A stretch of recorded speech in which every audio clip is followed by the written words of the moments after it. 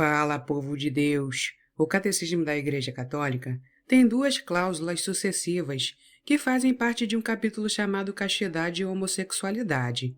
Ambas devem ser lidas conjuntamente numa unidade de sentido. O parágrafo 2357 estabelece que os atos homossexuais são contrários à lei natural, por fecharem o ato sexual ao dom da vida. É uma declaração dura, mas vem acompanhada pelo parágrafo 2358, que afirma: os homossexuais devem ser acolhidos com respeito, compaixão e delicadeza, evitando-se todo sinal de discriminação injusta. A homossexualidade não é necessariamente um pecado. Todo pecado implica uma escolha deliberada de algo que a pessoa mesmo entende que é moralmente inadmissível. O Catecismo destaca que um número considerável de homens e mulheres apresentam tendências homossexuais profundamente arraigadas e que esta inclinação objetivamente desordenada constitui para a maioria deles uma autêntica provação. Devemos levar em conta que as tendências homossexuais, cujas causas e elementos característicos continuam sendo objeto de acalorados debates entre sexólogos, psicólogos e educadores, não são em si pecaminosos. O pecado consiste em sucumbir de forma deliberada, o que se aplica não só às tendências homossexuais. Em muitos outros exemplos, os seres humanos precisam manter sob controle as suas inclinações naturais, a fim de serem donos de si mesmos e viverem uma vida de ascetismo e superação, que requer grande esforço. Por isso, o Catecismo acrescenta que as pessoas homossexuais são chamadas a realizar a vontade de Deus na sua vida, e, se forem cristãs, a unirem ao sacrifício da cruz de Nosso Senhor, as dificuldades que podem encontrar por causa da sua condição. Quem experimenta essas tendências homossexuais podem se enganjar em relações de amizade especialmente profunda com outros homens e outras mulheres, e a amizade, lamentavelmente, é uma forma de amor rara hoje em dia. As pessoas homossexuais, portanto, não devem rechaçar as relações estreitas com os outros, mas sim desenvolvê-las de forma adequada. É assim que o Catecismo aborda a questão, recordando, além disso, que os homossexuais não são os únicos chamados à moderação e ascese. Basta observar a quantidade de homens que afirma que a monogamia é uma cruz pesada demais para eles. Por exemplo, a Igreja não pode reconhecer as uniões homossexuais como equivalente ao do matrimônio, porque elas não envolvem a plenitude da entrega à multa de um homem e uma mulher, abertos ao dom da vida, condição necessária para o próprio conceito de matrimônio. Os homossexuais falam das suas reivindicações, observando que quando suas tendências se tornam públicas sem o consentimento pessoal, eles se sentem rejeitados e indesejados, e este é um problema pastoral muito importante. Posso distinguir duas situações aqui.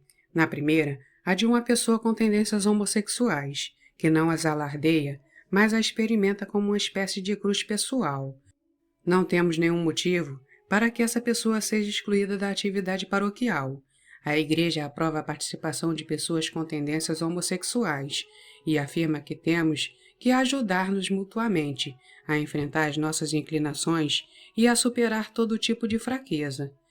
Na segunda situação, se alguém é abertamente homossexual e anuncia um relacionamento com outra pessoa do seu mesmo sexo, esse alguém inabilita a si mesmo como candidato, por exemplo, ao conselho paroquial, já que sua participação poderia sugerir que a Igreja aprova as uniões homossexuais.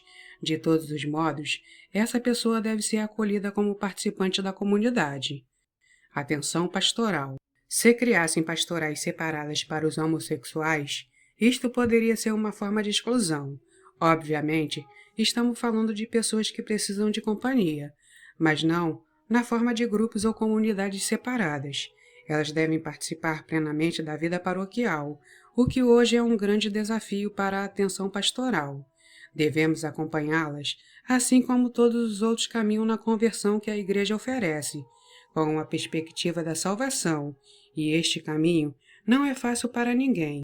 Como os católicos devem tratar as pessoas homossexuais? Conforme o Catecismo, os católicos devem ser respeitosos, e nunca negar sua amabilidade, nem abster-se de oferecer sinais de paz. Recordemos que pesa sobre todos nós todo tipo de fraqueza, e que nossa igreja é uma igreja formada por pecadores. Todos nós confessamos pecados diferentes, e isto não impede que nos relacionemos com as outras pessoas.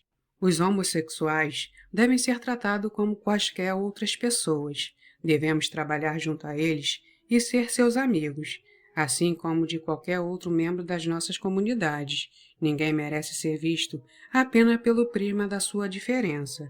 A Igreja não aprova as práticas homossexuais, pela mesma razão que não aprova a prática do sexo pelo sexo, mas o mero conhecimento de que alguém é homossexual não deve impedir o desenvolvimento de outros campos das relações humanas. Um homossexual pode ser santo. Os homossexuais, como todo mundo, são chamados à santidade. É preciso levar em conta, porém, que para eles, esta vocação pode envolver um autêntico calvário. São Paulo teve de carregar uma misteriosa cruz do Senhor, que alguns associam à epilepsia. Ele pediu 3 vezes ao Senhor que o livrasse desse peso, e ele respondeu: A ti basta a minha graça, pois o meu poder se manifesta na fraqueza.